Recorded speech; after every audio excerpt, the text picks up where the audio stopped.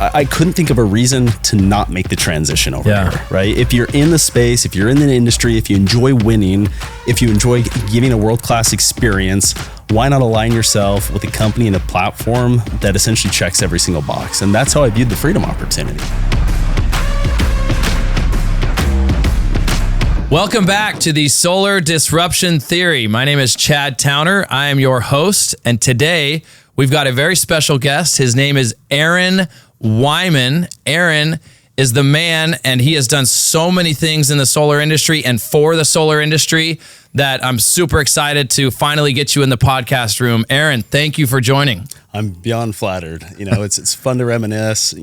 Chad, we've got a lot of history. We go back many years, and so it's fun to kind of see things come full circle, but appreciate you guys having me. Yeah, thank you for joining. We've got so much I want to talk to you about. You're right. We do have a lot of history.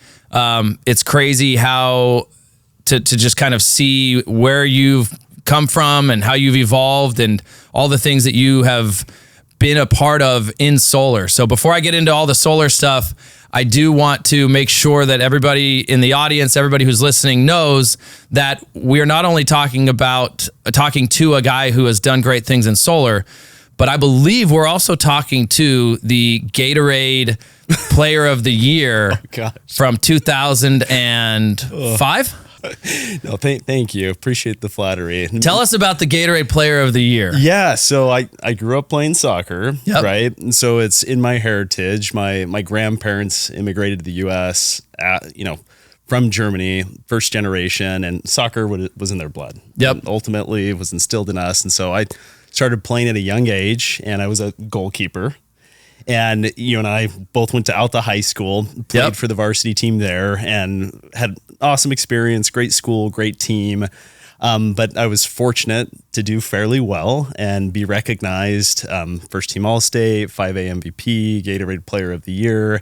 It was a remarkable accomplishment. If anything, it put a lot of pressure on me at the end of it because I got it my junior year, and going into my senior year, it impacted how I played in the beginning. Yeah. To a certain extent. High expectations. 100%. Yeah. Yeah. But it was, appreciate you bringing it up. Well, it's an honor. And if nothing else, I just wanted everybody to know that we've got that already. But you're still a big soccer fan. I remember this must have been 10 years ago now. I want to say like 2014. I remember the World Cup, and I had texted you because I had heard, or somehow I learned that you went down to the World Cup. I think it was in Brazil. I did, yeah. And I'll never forget this text because I was just like, because I love the world. I don't play soccer. I'm not a soccer guy, but I love the World Cup. I think it's just awesome, an awesome event.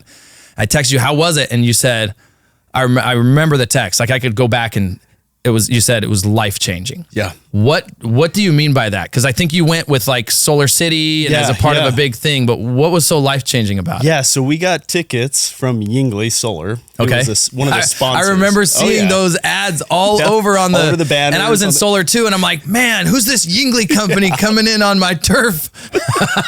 They got to the World Cup before I could. Yeah, and thank goodness. They hooked us up. No, I still remember Hayes Barnard, who's the CEO of Goodly. He called us up and let us know, hey, we've got some extra tickets, and presented the opportunity to myself, Court Reynolds, Brian Nolan, a few other guys who we were working with at the time, to go down to Sao Paulo and be there for the game opener. And it was a remarkable experience. It was the first time I'd been overseas and been to a soccer match at that level. And just, it was a melting pot. You had people from all over the world there. Most of the people who had traveled from out of the country, whether it was from Australia or different parts of Europe, they were on vacation for 1 to 2 months. They were following their teams around. And it was really fun to see people hanging out in the streets together, hearing 20, 30 different languages, but everybody all sharing some common ground with regards to their passion for soccer. Yeah. It was really fun to see groups like that come together. No, that's awesome. And I remember when I saw that text, I kind of like understood what you meant, right? By like being in an environment where the whole world is kind of united on one purpose that can have an impact on somebody, even if it's just for a sport that I think can kind of speak to a lot of different bigger 100%. bigger agendas. One more question before we get into it. Do you know how to say the word soccer in German? Football. Ich spiele Football. That means I play soccer in German. Man, I'm glad I asked that. We got to correct this. I mean, why don't we call it football? If we play with our feet. This is a topic for another day. I'm supportive, but we need to change the name football, like American football, to something else. Soccer. That's the first step. I don't care what we call it, but it shouldn't be called football anymore. That's my favorite sport, but it is the most incorrectly named sport I think that exists. And I would really appreciate an origin story at some point. Like, why football? Why not tackle ball, handball? Like, you got me. I don't understand it. But let's get into solar. So, like, you've been in the direct sales space, or at least you got into the direct sales space in like 2009. You and I sold in the same office in Philadelphia, alarms, but then a couple years later, you transitioned into solar. What made you decide? Because you were like one of the best alarm sales reps out there. Like you were and I remember your first 3 weeks, you were the worst alarm sales rep I've ever seen. I was. Somewhere like a switch flipped, and you all of a sudden like turned it on and figured it out and became an absolute beast. You eventually pivoted from this very successful thing you were doing into solar. Why'd you make that decision? Great question. So let me give a little bit more backstory. So after I graduated from high school, I went on a service mission for my church for a couple of years, came home, started playing at BYU. I was only playing for about half a semester when my wife at the time, we got married shortly after I returned from my service mission. We had met in middle school, very similar to you, married my high school sweetheart. And I felt an incredible amount of guilt because she had a job she hated. She was in customer service. The company she was working for, maybe not the most sound practices from a business ethics standpoint. And so she just dealt with a lot of crap on a daily basis. Yeah. And I felt horrible seeing her come home each day, kind of being the breadwinner, so to speak. Yeah. And, BYU was great, but, I wasn't going to, take it to the next level and play on a professional level. At least, I came to grips with that. And had to make the decision, do I press forward and continue to play soccer at BYU, get my college degree, have my wife do this job that she's absolutely miserable about, or do I explore a different avenue and go out, make some money, and put her in a position where she's not having to deal with that? And ultimately, that's the decision I made, and I hung up my boots, and it was a big sacrifice because it was such a big part of my life up to that point. And so that was a big driving force behind, I think, my success is, anytime you have to make a sacrifice or give something up or pay a price, you've got this escalation of commitment to the cause and what it is that you're actually doing. And I went into it knowing that I was going to succeed. And fortunately, I was introduced to, Bridger Thomas, who we both know, a mutual friend. He was one of the first guys who gave me exposure to the industry, and he was a great mentor in the beginning, kind of showed me the ropes.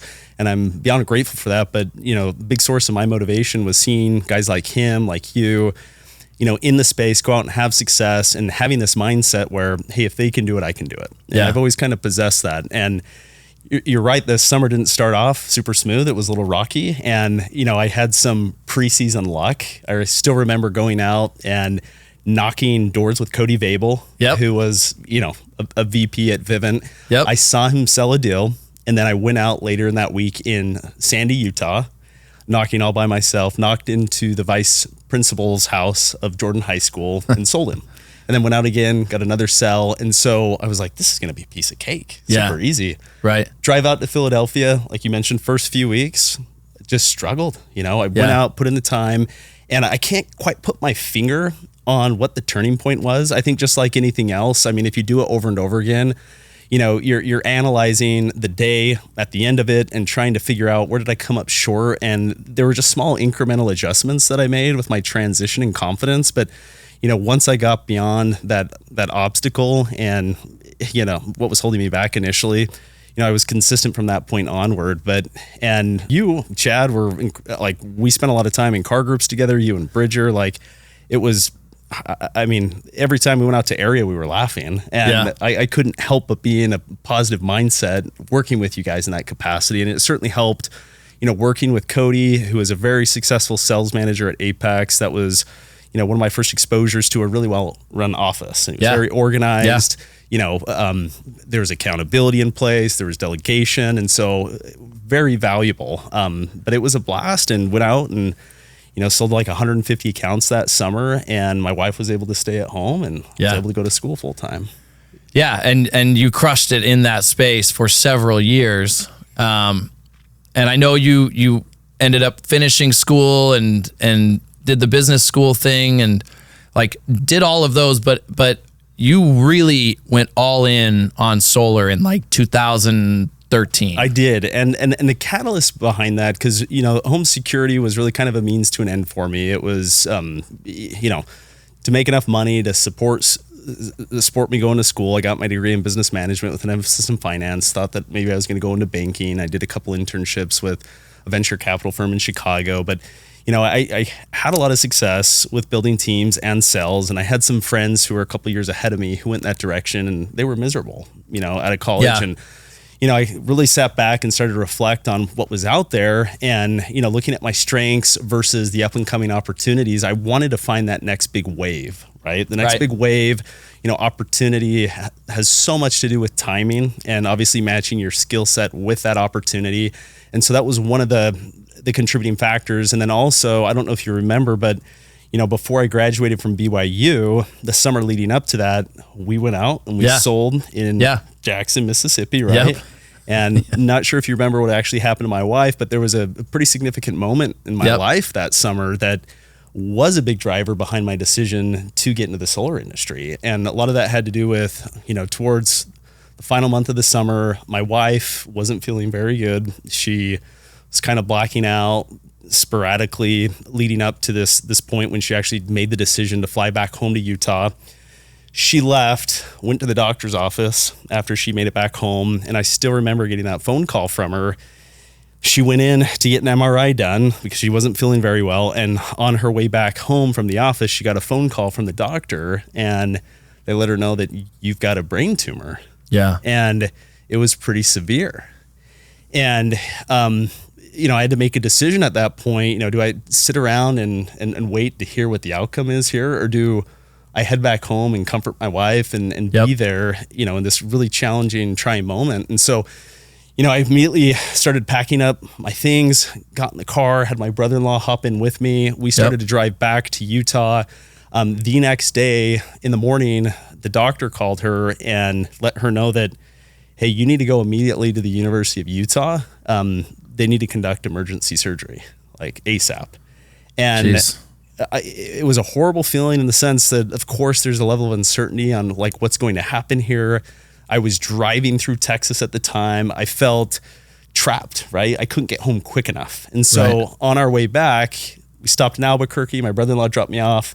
I hopped on the plane. And as I was getting on the plane, she was going to the hospital, and I didn't know for sure if I was going to see her. Right. And so there was a ton of emotions. It was terrifying. That was one of the longest plane rides of my life. Fortunately, we had touched down. The surgeon wasn't in Utah. He was traveling from out of state to get there. And so I was able to arrive in time for the surgery. And fortunately, it was somewhat of a success. They weren't able to remove it. The tumor's right in the middle of her head, but they were able to perform a surgery called an endoscopic third ventriculostomy that freed up one of the ventricles in her brain. Her brain was basically being drowned with spinal fluid. And so they were able to free that up, clear that passage.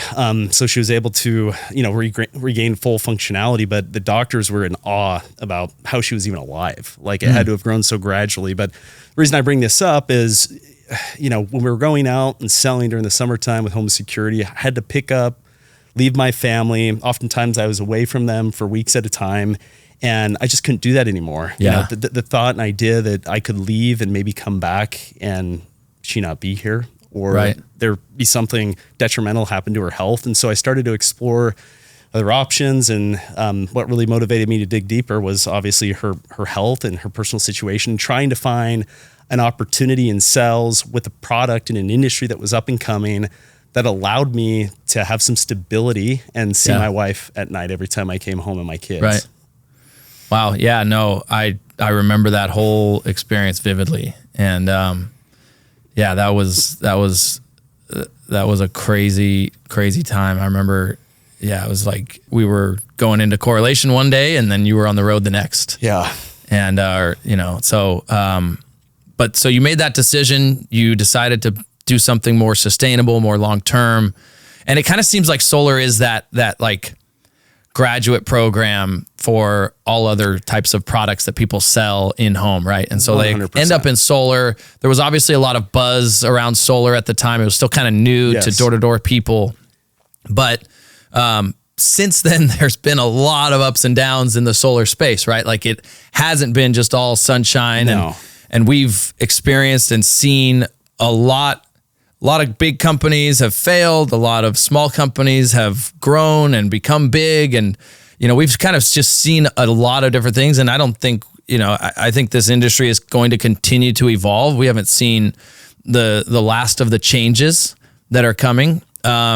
So you got into solar, you went into, I believe you started at Vivint, and then you eventually went to Solar City. Yes. And you moved to Arizona and kind of opened that market for Solar City. So when I graduated from BYU, I made the decision to relocate from Utah. I moved to Camarillo, which is in Ventura, California. And I literally slept on the ground in an apartment for like 3 months. I had a little blanket, a pillow, and I went out and worked every single day. And, I knew what I wanted to accomplish. I believed in the space. I believed in the industry. I had dug deep enough to realize that this is inevitable. It's going to catch on. Yep. I need to figure this out, and I need to align myself with the right people and the right company. And Vivint was a great training ground for me. Like awesome sales culture, awesome CEO at the time, Tanguy Sarah. There were definitely some pain points that I think most earlier stage companies encounter as they're working through the learning curve. Yeah. But unfortunately, I was directly impacted by that financially because we struggled getting panels on the roof. We didn't do main panel upgrades at the time. And we were dealing with all sorts of rejections with permitting, and it was tough. We were losing people, and I would see Solar City all over the place in the neighborhood where I was knocking. It was the first time I had heard about this Elon Musk guy and Lyndon Rive. I started to look into the company, and it was really intriguing. I still remember connecting with Cody Bastian, who was a recruiter at the time. Yep. Before the direct sales channel. He was like one of the first Solar City guys. He was, He was over there real early on. In fact, there was only a couple guys that I'm aware of that were selling door to door before I reached out to them. Yep. One of them I ended up co-managing with. His name's Jared Gillespie. He was in Arizona, and this was in around 2014. Yep. Towards the tail end of 2014. No, excuse me, 2013, towards the tail end of 2013. But I started to look into that opportunity. Was chatting with a buddy of mine, Court Reynolds, who worked with me at Vivint at the time. We started to explore that as an option. Flew up to San Francisco, met with Hayes Barnard, who is the Chief Revenue Officer, Lyndon Rive. Very impressive individuals, spent a couple days with them. And on the other end of it, we knew that's where we needed to be. And so towards the tail end of that year, we transitioned over to Solar City. We were there in the beginning and were able to kind of lay the foundation for the direct sales program. And then shortly after we transitioned over, Tanguy, who was the CEO, left, came aboard as the COO. John Frampton came over and joined as the VP, and the floodgates opened up. And we had reoccurring meetings every single week, and we were flying people out left and right. And I had an opportunity to manage in Orange County or Phoenix. And way back then, everybody was making $200 a kilowatt, regardless of market, regardless of price. It was just a flat rate, right? And the system sizes were bigger in Arizona. And analyzing the economics, I was like, I'm going to be able to build a higher caliber team. Commissions are going to be higher in Arizona. Let's go out there. And that was the biggest deciding factor. And this guy named Jared Gillespie, who's the CEO and founder, one of the owners of Fusion Power at the time, he was selling out there, had a couple guys on his team. I didn't know him. Right. I got his phone number, called him up and let him know, hey, I'm coming out there. I'm going to build the team. I know you don't know me. You don't know me. I mean, I don't know you. You don't me. Let's get to know each other and figure out whether or not we maybe want to do something together or separately. I relocated. We spent the first week together, and we clicked. We got along really well. We linked arms. We managed that office 50-50, and we ran the top office in the company that year. We did 1,200 installs, and it was a blast. And it was tough making that transition. I mean, we were really looked down upon at Solar City, the direct sales channel, right? Yeah. Like we were minimized. They didn't know who we were. I showed up to the warehouse. Nobody knew who we were. The field sales channel, the operations team. And so we really had to win their approval and win favor in the sights of the executives, the other sales channels. And it took some time for us to get there, but it was a blast. Yeah. I think, I think a lot of places, especially those who aren't familiar with like the door-to-door and the in-home environment, and there's enough bad stuff out there around door-to-door that like we deserve all the criticism that exists, but it always seems like you have to like kind of rebuild. You're starting from below zero. Yes. And you got to kind of rebuild just to get to even in people's minds. And then hopefully if you're really good, you can kind of get to a place where they think positively of you or your team or 100%. And I really do admire and respect the guys in our space who have really sought to try and change the branding around direct selling in general, right? Yeah. Because like if you look at the majority of successful entrepreneurs who've started businesses that have continued to go on and achieve much success, including people like Mark Cuban, these people all sold door to door. Yep. And I hate that it gets a bad rap. I think everybody at some point or another should experience cold calling or direct sales. Yeah. I mean, the skill set that you acquire, the adversity you have to go through in order to find success and how it molds your character, it's incredible. Like, it's an invaluable experience. And yeah, it took some time for us to win the groups over. And we ended up towards the tail end before Solar City was acquired by Tesla. Our sales channel was doing almost half the volume in the company. Our cost of acquisition was 50% less than all the other channels. Elon Musk just didn't want a direct sales team. And that was essentially the demise of our channel. So that was around on the end of 2016 was when Tesla acquired Solar City. And then they acquired Solar City at the end of 2016. And I remember it was like late spring of 2017 when that big phone call came down from up on high, and it's like the whole channel's gone. Oh, it was, and everybody scatters like cockroaches in one aspect or another. So what was that like, and where did you end up? Well, my division at the time, I had been promoted at the end of that first year into a director role, and I was overseeing direct sales throughout the Southwest at 11 different teams, a few hundred reps. We were doing about 4,000 installs a year, and things were on cruise control for the most part. And I still remember in May of 2017, pulling out of my driveway, getting ready to go down to Rocky Point, Mexico with a couple of our managers, Jake and Jordan Bastian, who run Icon Power, Jared. And literally, as we're pulling out of the driveway, getting a call from John and breaking the news to me that the entire sales channel was going to be dissolved. We contemplated even going to Mexico, but we felt like it was a good opportunity to discuss like what the path forward looked like and what our options were going to be. Yeah. And, the next best option at that time, with regards to, a company that had the infrastructure to support that large of a sales force was Vivint. And so in 2017, we pivoted and we linked up with Vivint Smart Home and started a company within a company called Vivint Plus with the intent of cross-selling solar to smart home customers. I remember that. Yeah, we did that for a couple years, and conceptually, it made perfect sense. We had some challenges just due to the cohesion between the two different companies. There wasn't as much collaboration as you would have thought. I think there was some residual like negative feelings towards the different sales groups due to some other issues that predated that. But David Bywater, who is the CEO, incredible guy, really respected and appreciate him. I've looked at him as a mentor, over the years. But we were there for about 2 years, and a little over a year into it, I started to lose faith in the program. It wasn't a priority. You could tell Todd Peterson was really focused on selling Vivint. Yeah. The resources weren't there, and it was an inferior program. And I knew that in order to grow, I had to basically leave. And I remember officially resigning after 2 years into it. I typed up a letter, sent it over to David Bywater, thanked him for everything, and took off. And, part of my frustration through the years were, the installation side of the business, poor lead times, poor quality.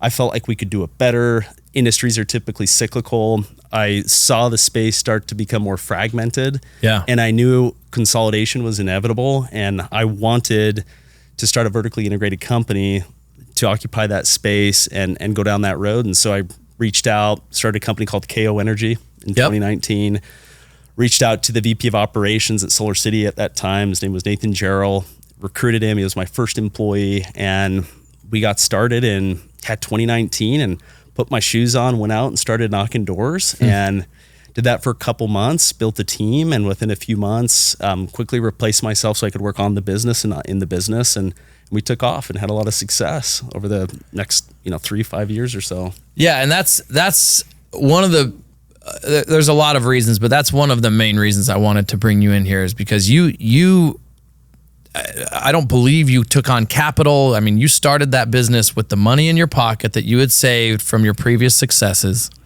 and you built it from scratch.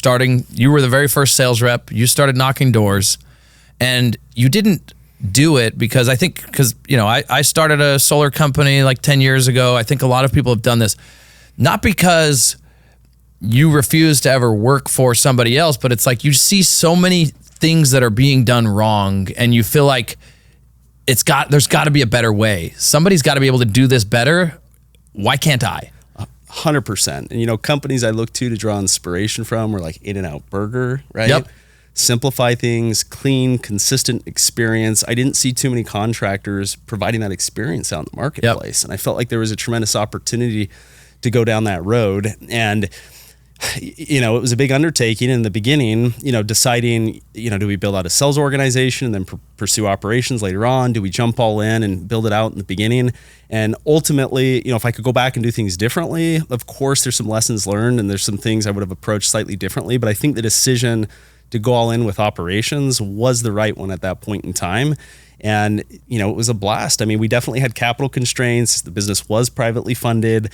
I didn't come from a super affluent household. I wasn't poor. My family was, lower/middle class, but really instilled the value of work ethic, frugality, saved a lot of money through the years. And, fortunately was in a position where we could bankroll it. And we just kind of organically grew over the next couple of years, focused on Arizona and then opened up Nevada, opened up Texas. And it was a ton of fun. We were recognized on the Inc. 5000 list 3 years in a row. We were a Forbes 1000 honoree. And, it wasn't until over the last year that we ran into some unfortunate challenges that, derailed the business to a certain degree. And, we can go into that in a little bit more detail in a few, but it was awesome. And I'll be forever grateful for the experience. And that's like, for me, I think everybody at some point in their life needs to go through the experience of like starting their own company from scratch, experiencing what that's like. You start to get very bought into your brand, your culture, your mission, try and figure out like, what are we trying to do? What's our goal, right? And I just think it's a very, very, just like you sleeping on the floor back in California when you were starting to sell solar, it's like, that is what shapes who you become, right? And so the experiences that you've gone through, that's what I'm so excited about moving forward, is like, now we have this guy who's got this whole wealth of experience and knowledge that we're going to apply. And I'm going to get into that. But running KO it was like 5-6 years. Yeah.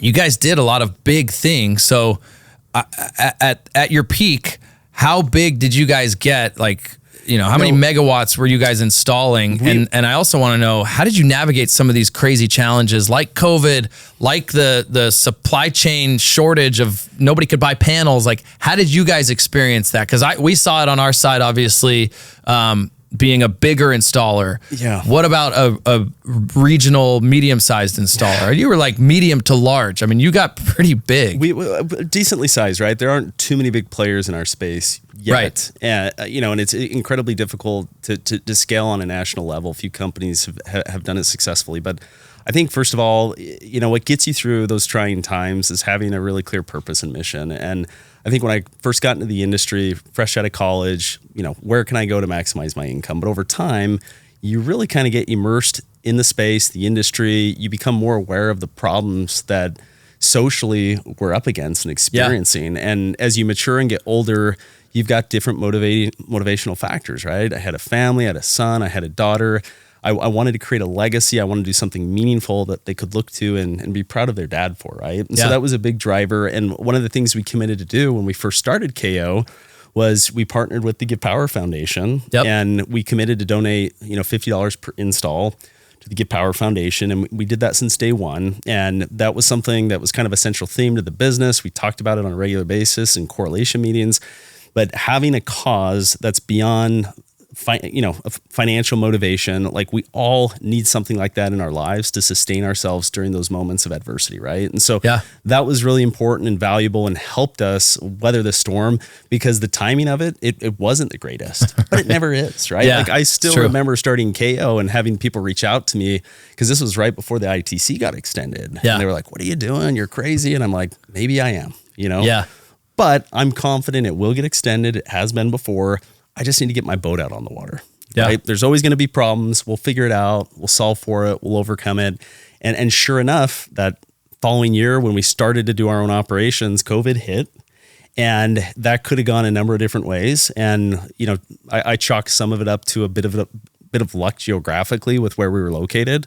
Given the fact that we were based in Arizona, we had half of our people not sell, and we took a real neutral stance on it. We didn't want people to feel uncomfortable if they didn't want to go out and talk to people. It was very trying, but fortunately, the top 20% of our people stepped up and did almost double the volume because we had way more people home. And so we did get through it. It wasn't as difficult as honestly I thought it was going to be, but a part of that was due to the fact that we were still relatively smaller, right? We were in one market at that point in time when it was at its peak, and it wasn't until later on towards the tail end of 2020 that we opened up the Vegas market, and the next year we opened up Texas. But we were doing a couple thousand installs a year, before things started to take a turn for the worse for a number of different reasons. But we really wanted to grow at a controlled rate. I think companies will sometimes put too much focus on growth at the expense of the customer experience. I mean, you look at Silicon Valley and the money that flows into a lot of these startups, and it's all about scale. But there's a lot of value in organically growing and really getting the customer experience like dialed in, right? Having a good feedback loop, making adjustments along the way. A lot of these companies overextend themselves. It's a capital intensive industry. I mean, that's the reason so many of these companies have gotten into trouble, right? And that's honestly one of the things that I've really appreciated about Freedom and the leadership over here is just the fiscal responsibility, the lack of debt, just the incredible foresight of the executive team here. It's been remarkable to see, But anyways. Yeah, I mean, you can't predict some of the stuff that has happened to the solar industry. Nobody can. I think solar has felt more of a squeeze because of the interest rate changes and supply chain disruption. Obviously, everything that's been going on with clawbacks and just, people love to just throw 2023, right? Like that was the year of disaster. Yes. And the funny thing is like, we're not out of the woods. Interest rates haven't come back down. Finance companies are doing some really interesting things right now with different EPC pricing, and we'll get into that too. But it's very challenging business, and through no fault of anybody's, it's like I don't know how anybody has survived or could survive under those circumstances of what happened in like 2022 and 2023. Like to me, it was inevitable. And the only reason why Freedom was able to continue to grow and thrive is like we got so big that our costs are so much lower than everybody else's. And unless you're able to buy modules directly from the manufacturer, buy your inverters directly from the manufacturer, and get the scale pricing that we get, and also the efficiency that we get through the economies of scale, you cannot compete. Like you really can't in today's environment. It's incredibly difficult. And we were able to push through and fight through some of the supply chain constraints. And some of that just had to do with the fact we were smaller, so our demand wasn't as great. Did we overpay? Hands down. I mean, we were probably spending 30 to 40 cents a watt more than Freedom was, right? And we weren't very profitable that year either. Right. We just had to survive. And I think there are many companies in that space right now where they're just barely getting by. And the difficult thing about scaling businesses and the stages of growth within a company in general, there's no in between. Either you're small or you go big, and a place in between is scary, right? Because there's a lot of investment made with anticipation of recouping that capital investment down the road, but you're risking a lot to get there. And a lot of people want the best of both worlds. Entrepreneurs or CEOs with maximizing margin and growing, you can't. And to be just a solar company right now in a local market, you can't compete. You can't. It's just a solar company. You can't. Like you have to have other home services that you're incorporating into your offering to create a more robust value proposition. Otherwise, it's just inevitable. It's inevitable they're going to get gobbled up by these larger players. Customers are price sensitive. The majority of them are going solar to save money. If you can provide it at a lower rate, why wouldn't you buy solar at a lower cost? It's a no-brainer. It's the same product. And I could argue, like a large company like Freedom, it's actually even a superior product because I believe our install quality is better than everybody else's. We have a production guarantee that I don't know of anyone else offering. Like, there's other things that we can do that they can't even do. But even if they could, they can't do it near as cheap as we can.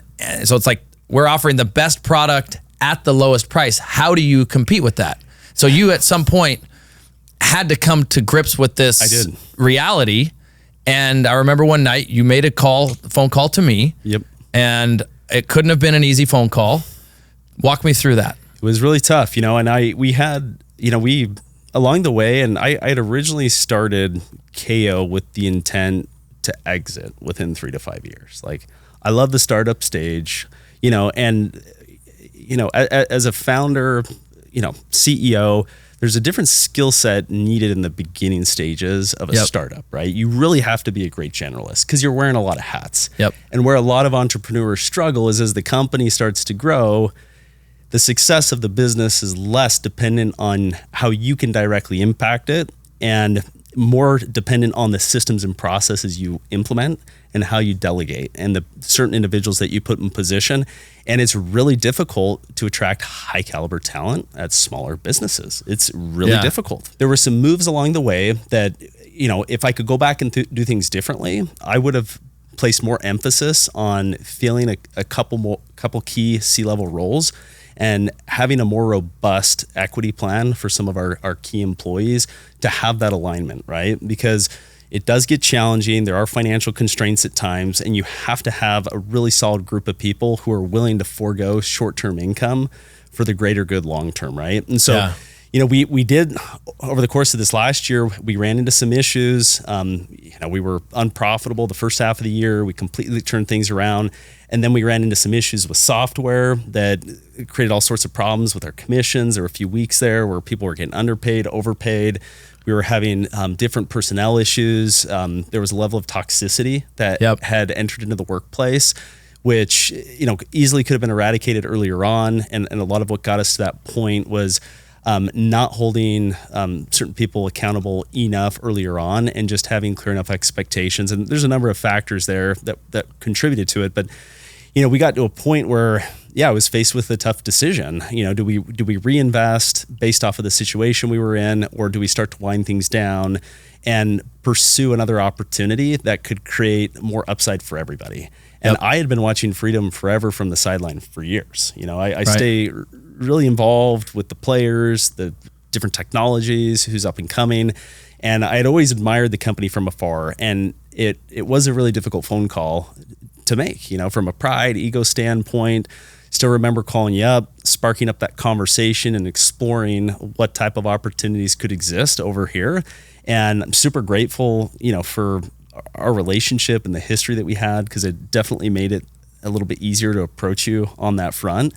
And then we started to engage and have a conversation. And the more I looked into where Freedom was, I couldn't think of a reason to not make the transition over here, right? If you're in the space, if you're in the industry, if you enjoy winning, if you enjoy giving a world-class experience, why not align yourself with a company and a platform that essentially checks every single box? And that's how I viewed the Freedom opportunity.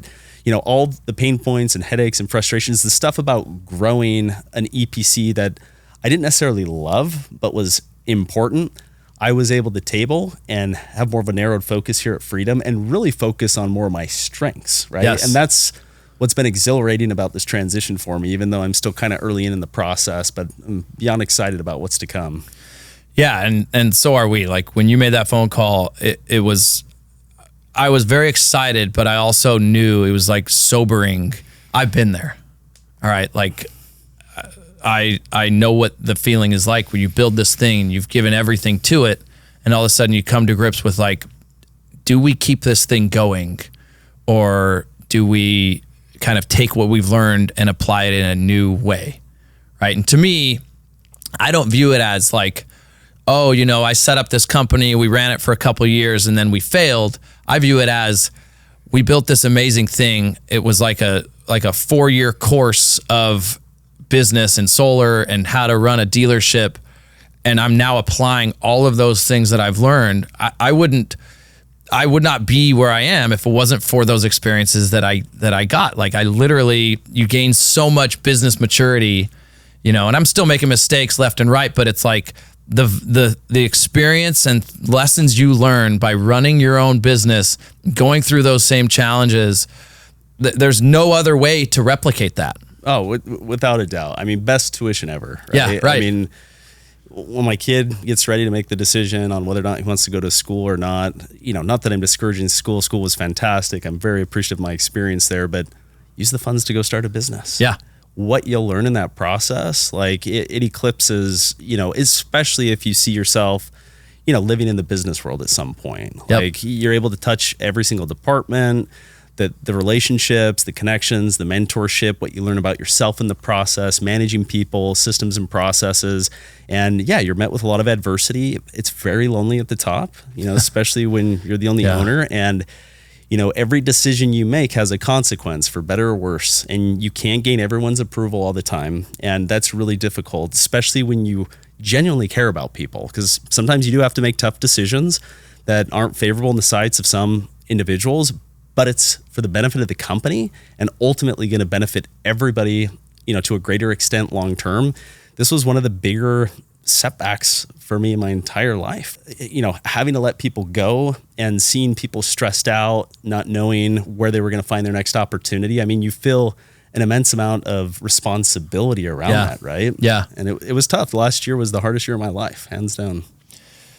It's a heavy mantle, but the fact that it weighs that much on you speaks to your character, right? You care. You want people to succeed. And so, again, I view it as, you could say setback, but you also now have an opportunity to take everything and apply it to this. So what are you excited about here?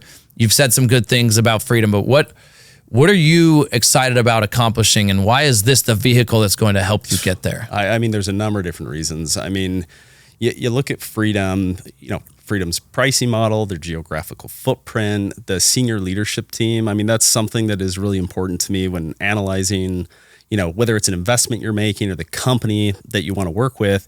Really understand who the individuals are making the decisions, right? You respect them. Do they have the business acumen?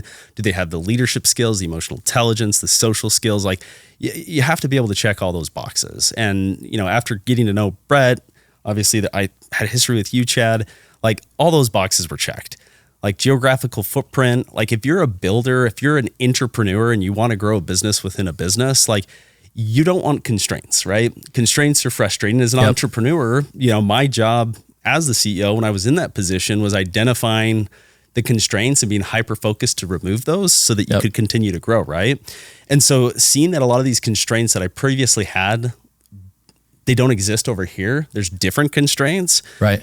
But it creates way more runway. Like one of my bigger frustrations with KO was the capital constraints that we had and the limited amount of terrain and geography that we were capable of servicing. And we would lose people at times due to the fact that they got a referral and they couldn't sell it through KO. And so they ran it through another company, right? And so we'd lose personnel over something like that. And so not having, the ability to grow horizontally was very frustrating. I'm a builder. I'm competitive. I want volume.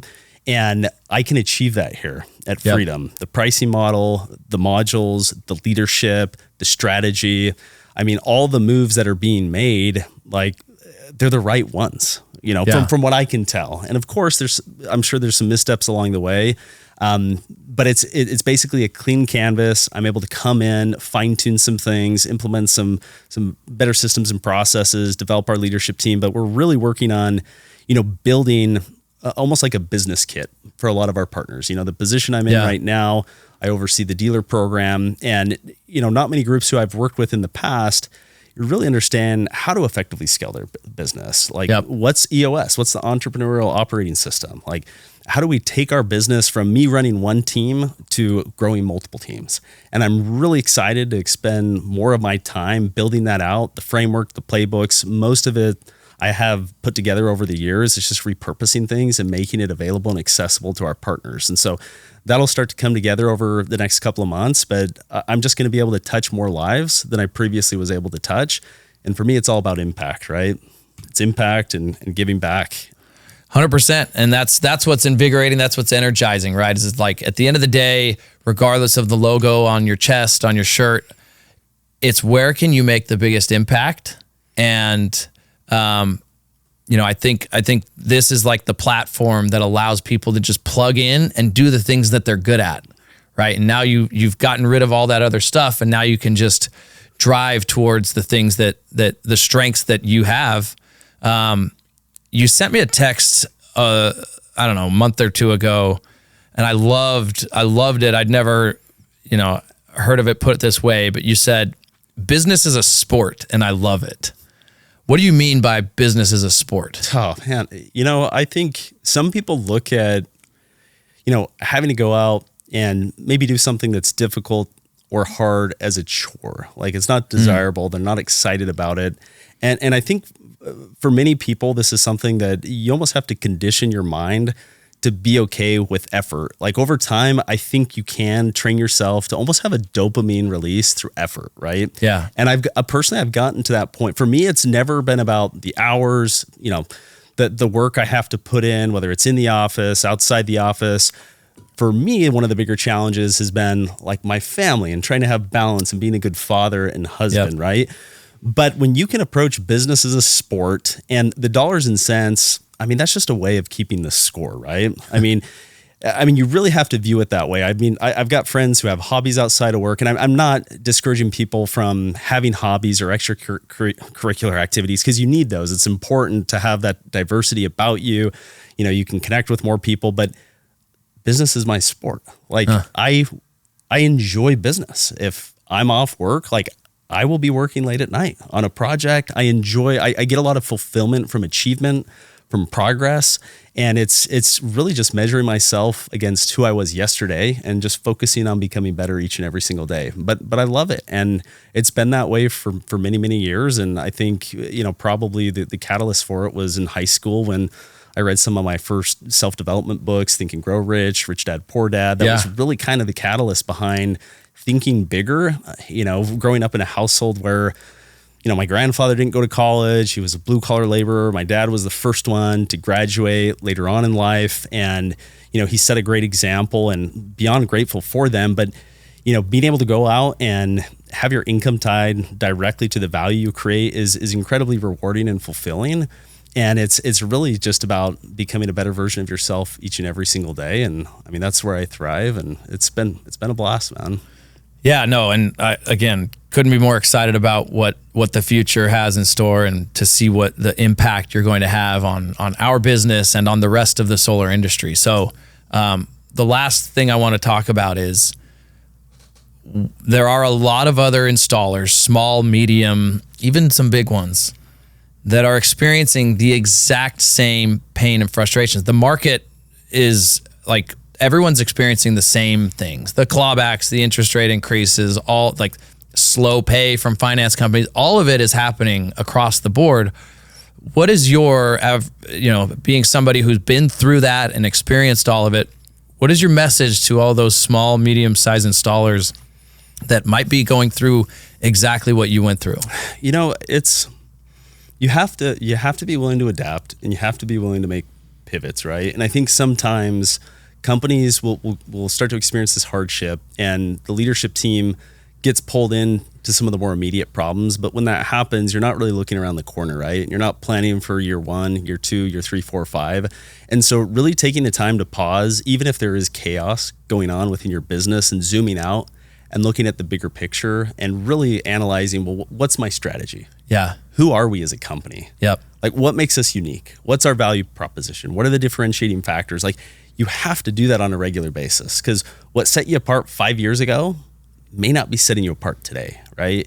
And if you're not making those adjustments, you're most likely going to fail, because you're living in a space where you're reacting to things. And when you're reacting, you're not growing. When you're proacting is when you're building and growing. And that's where you get a lot of energy, right? And I think a lot of these smaller companies are having to react right now because they are getting squeezed by bigger players. And there's nothing, shameful or embarrassing about, identifying a partner who you can link arms with, where you both benefit, where 1 + 1 can equal 2. I mean, 3, there are true synergies, right? Yeah. A rising tide lifts Absolutely. all boats. And so, my message to those who may be at a crossroads in their business, like, reach out, whether it's to myself. I mean, there's so many people who've been in a similar situation, and many people, you'd be shocked at how many entrepreneurs or successful CEOs. I mean, it's really kind of a close-knit community, and there's very few other individuals who can empathize with some of the things that you do have to work through as a CEO and entrepreneur. Yeah. But reach out to others. That's one thing I wish I would have done earlier on is I found a really good mentor or CEO coach who I could have those discussions with. And having a board, even if you're smaller, is really important. If you don't have a board, build a board of advisors, people who aren't necessarily actively involved in your business and can give you sound, objective advice on strategic moves, right? But that's what you should be focused on as a CEO. You're not an operator. You're steering the ship. Make sure you're looking around the corner so you don't freaking run into an iceberg and sink. So how can people get a hold of you? I think that's a great, there's no better resource than somebody who's like literally been through it all. And, I think your biggest growth and biggest impact years are right here, right ahead of you. How can people get a hold of you? That's a great question. Feel free to Aaron Weymann. You can find me on Instagram, LinkedIn. I don't know if I want to give my cell phone out. Okay. I'll be lit up like crazy, but message me on LinkedIn, Instagram, and as far as my cell phone number goes, like I'd even be okay, maybe in the notes or the podcast, are we able to include? Yeah, we'll put your contact info in the bottom, and don't worry, there's not a ton of listeners. Perfect. Mostly my mom, and she gives me a lot of hits. No, but yeah, we can post my contact. I'd love to connect. I'd love to connect and help in any way that I can. Regardless of what that looks like. Sometimes it feels really good just to talk to somebody, right? To open up and be in a safe place where you can relate with each other, bounce ideas off of one another. But like this is an industry, I think far too often, like companies look at each other as like enemies or competitors. Like let's work together to make the industry better. Yes, and I think that cohesion can exist even with multiple companies in the space. It's not necessarily a bad thing to have competition. It's good for the consumer and it benefits all of us. It keeps us on our toes. For sure. And it makes sure that we're delivering a great experience. Absolutely. All right. His name is Aaron Weymann. He is now finally over on our side of the fence. I've been talking to you for years, hoping we could work together again. So I'm super excited about the future.